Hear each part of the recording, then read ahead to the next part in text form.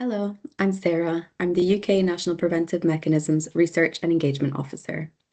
Welcome to an instructional video on how to use the UK NPM's reporting dashboard. In this video, I'll give you some information about the reporting dashboard and walk you through how to use it with some examples. The reporting dashboard is the first of its kind. It's a tool that brings together and codifies all UK NPM findings in one accessible platform, offering public access to the collective insight of over 3,500 monitors working across the UK's places of deprivation of liberty. As a multi-body NPM, thousands of recommendations are made every year across our 21 bodies.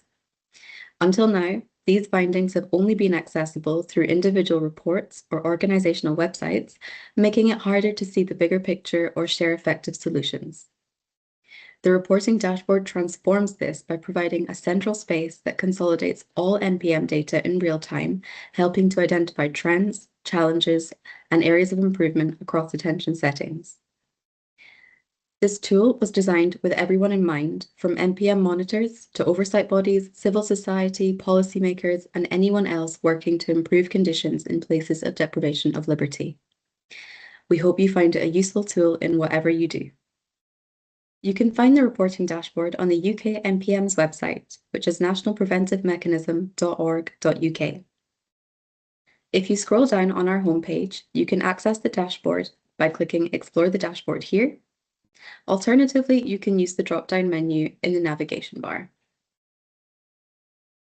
Clicking on Reporting Dashboard will take you to the dashboard's landing page, which gives some information about the reporting dashboard and the UK NPM. On the right-hand side, you can see a map, which shows all places of deprivation of liberty that have been inspected or monitored by UK NPM bodies since 2020. You can explore the map by hovering over the yellow circles, and doing this will give you relevant information about that establishment. For example, if we head to Northern Ireland, hovering over this circle tells us that this is HMP McGilligan. There have been 149 recommendations coming out of 6 reports, and the top tag or theme coming out of this person is governance. Scrolling further down the landing page, we have some instructional text for you to read to remind you how to use the dashboard. I would also like to draw your attention to the glossary that we've linked, and we would recommend that you give this a read before starting to use the dashboard. It's important to mention that we've used language that's deliberately broad throughout the reporting dashboard, as this dashboard contains recommendations and best practices from multiple detention settings. For example, we've used the word isolation instead of solitary confinement or segregation because it relates to all places of deprivation of liberty. Additionally, we've used the phrasing secure children's homes, which is the legal term for one such setting in England. But we are going to use this to mean all secure settings that children are held in other than a YOI prison environment. We're also using the term recommendations very broadly to mean any requirements, outputs, concerns, or observations found in reports. And similarly, best practices are any notable positive practices or good or commendable practices. Clicking Explore the Dashboard down at the bottom of the page will take you to the Recommendations page. This can also be accessed through the drop-down menu above. The Recommendations page is a single database holding all recommendations and best practices reported by NPM bodies since 2020. This is a live record that is updated monthly, and at present we have over 24,000 records listed in this table. You can interact with this data in several ways using the filter panel on the left-hand side. For example, if you wanted to see all records, including recommendations and best practices made with regards to use of force in police custody across the UK, you would simply select the relevant filters using the filter menu. In this example, our setting is police custody, and our tag or theme is use of force, which we can find by scrolling down this list. We only want to filter by these 2 criteria, so we can leave the rest of the menu blank and simply press Filter above. This will display the relevant records for the search.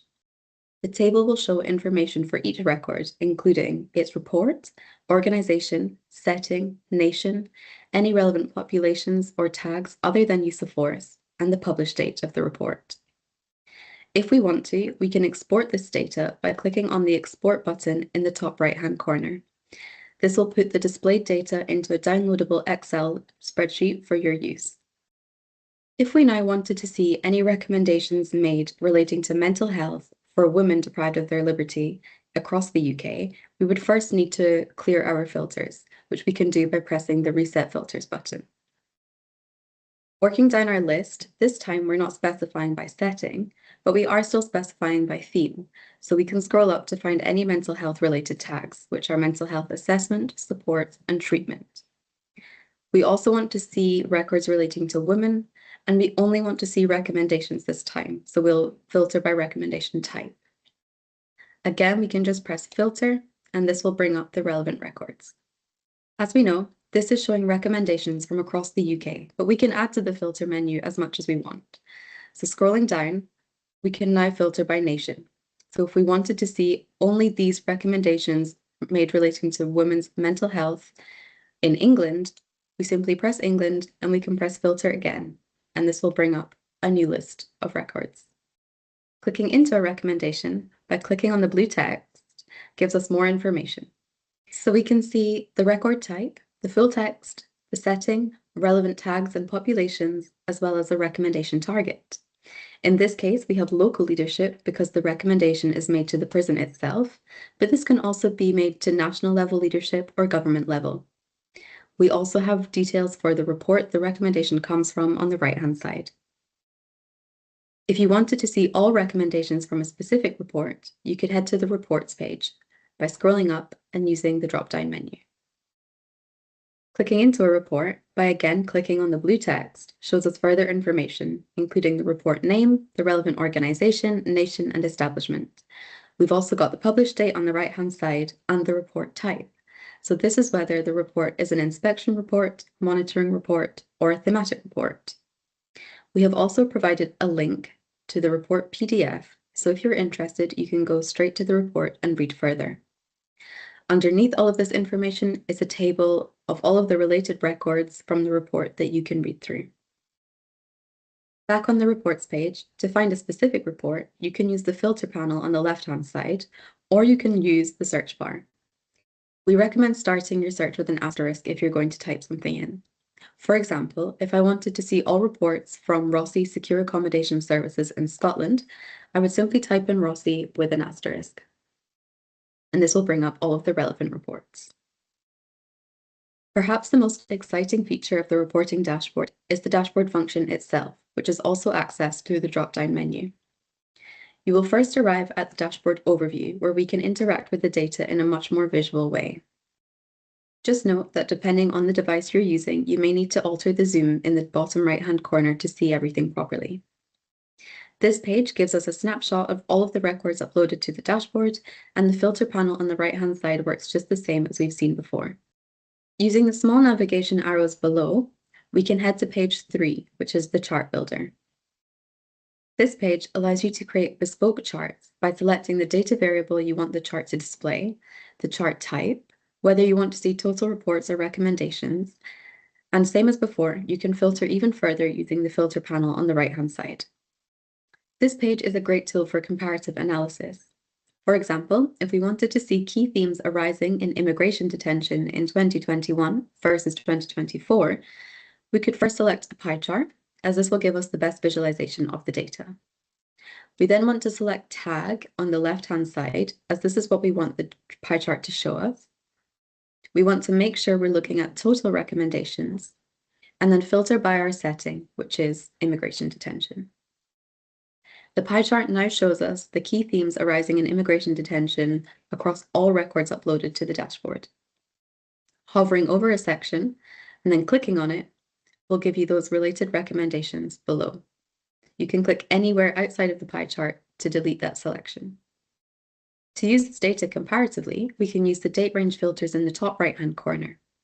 You can use the calendar function or simply type in the relevant date. Let's look at 2021 first. After putting my 2021 dates in, the chart has automatically updated, and we can now see that key themes in 2021 in immigration detention were detainee access to information, time in detention, and maintenance. Now we can look at 2024. With 2024's dates in, we can now see that key themes that year were maintenance, governance, and time in detention.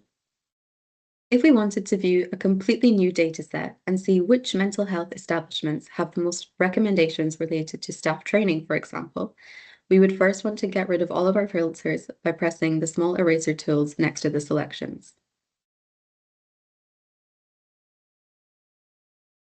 Now that everything's been reset, we can filter by establishment on the left-hand side, our setting on the right-hand side, which is secure mental health, and also our tag, which is staff training. You can either scroll down the list or simply type it in. We're also only interested in seeing recommendations this time, so we can filter by recommendation type as well. And this time around, we might want to view the data differently, so we could choose a bar chart or a column chart.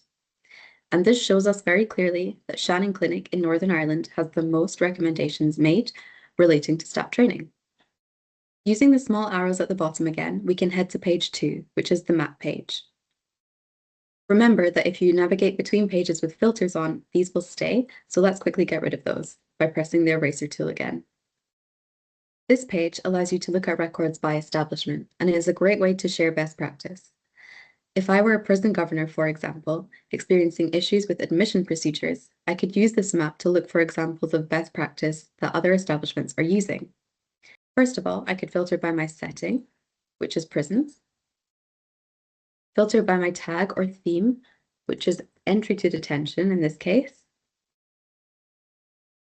And then this time we're interested in seeing best practices, so we can filter by recommendation type 2. The map now gives us a snapshot of all the establishments across the UK that are doing well in this area. We can see that HMP Lindholm has come up as having an example of good practice in this area. To view that example, we can click on the blue circle, and this will show the record on the right-hand side. As a governor, I could then contact HMP Lindholm to find out more about this practice, which would facilitate good practice sharing across establishments. Thank you for watching this video on how to use the UK NPM's reporting dashboard. We hope you find it useful. We would love to hear how you're using the reporting dashboard to inform your work, and we welcome any and all feedback. Just send us an email. Thank you.